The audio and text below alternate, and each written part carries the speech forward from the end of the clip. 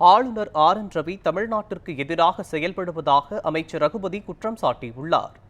சென்னையில் செய்தியாளர்களுக்கு பேட்டியளித்த அவர், தமிழக மீனவர்கள் இலங்கை கடற்படையால் சிறைபிடிக்கப்படும் பொழுது மத்திய அரசோ தமிழக ஆளுநரோ கண்டனம் கூட தெரிவிக்கவில்லை என கூறினார்.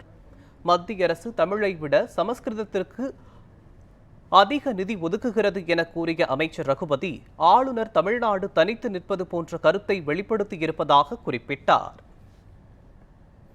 சிறுபான்மையினர் இன்றைக்கு மொழிவாரி சிறுபான்மையினர் இன்றைக்கு அவர்களுக்கு உரிமை இல்லை என்பதை போல ஒரு வதந்தியையும் ஆளுநர் சொல்லியிருக்கின்றார். தமிழ்நாட்டிலே தெலுங்கு, மலையாளம், கன்னடம், அதை போல மற்ற மொழிகள் பேசுகின்றவர்கள் இருக்கிறார்கள். அவங்க யாரும் எந்த குரலும் எழுப்பவில்லை, எந்த கூச்சலும் போடவில்லை. நாங்கள் தமிழ்நாட்டில் தமிழர்களாக வாழ்ந்து கொண்டிருக்கின்றோம். தமிழ் எங்களோடு இருக்கிறது, தமிழர்கள் எங்களோடு இருக்கிறார்கள், நாங்கள் சகோதரர்களாக இருக்கிறோம் என்று சொல்லக்கூடிய தெலுங்கு பேசக்கூடியவர்கள், மலையாளம் பேசக்கூடியவர்கள், கன்னடம் பேசக்கூடியவர்கள் தமிழ்நாட்டில் இருக்கிறார்கள்.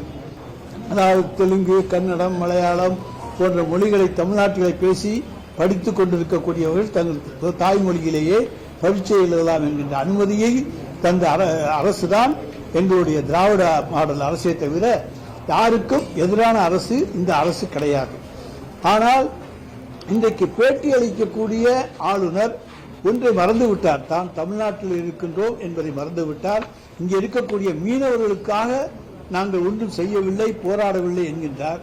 மீனவர்கள் இலங்கை சிறையிலே இலங்கை கடற்படையால் பிடிக்கப்படும் போது பாரத பிரதமரோ அல்லது உள்துறை அமைச்சரோ அல்லது இந்த ஆளுநரோ ஏதாவது ஒரு அறிக்கை வெளியிட்டிருப்பார்கள் என்று அவர்களால் சொல்ல முடியுமா? சொல்ல முடியாது.